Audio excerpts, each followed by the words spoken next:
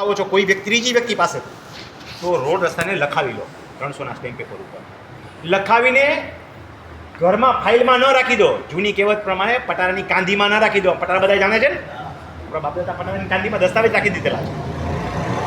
એને રેવન્યુમાં નોંધાવો. 7 નંબરમાં દેખાવો જોઈએ. કોમન નોંધ પડશે અને જેટલા ઇફેક્ટિવ હશે, 2 જણા છે તો 2, 4 હશે તો 4 એ કોમન નોંધ જશે અને એ જ આવી જરૂરી છે. તો જ તમારા રોડ રસ્તાના સુખાધિકાર લખેલા છે.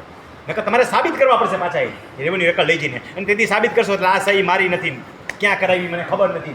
આવા અનેક પ્રશ્નો જે છે કાયદાના જાણકારો ઊભા કરશે. તો વળી પાછા ત્યાં ધંધે લાગી જાઓ. એના કરતાં જે છે એ લખાવી દો. બીજા નંબરમાં, જ્યાં રોડ રસ્તા 300ના સ્ટેમ્પ પર નથી ચાલતા ત્યાં રોડ રસ્તા તમે જે લખાવેલા હોય એને રજિસ્ટ્રાર કચેરીએ લઈ જાઓ. રજિસ્ટ્રાર કચેરીએ ભલે એની એટલી કિંમત પૂરતી જંત્રી ભરવાની છે, આખી નથી ભરવાની, એમાં કંઈ લાંબી નહીં થઈ જાય એટલી જંત્રી ભરો.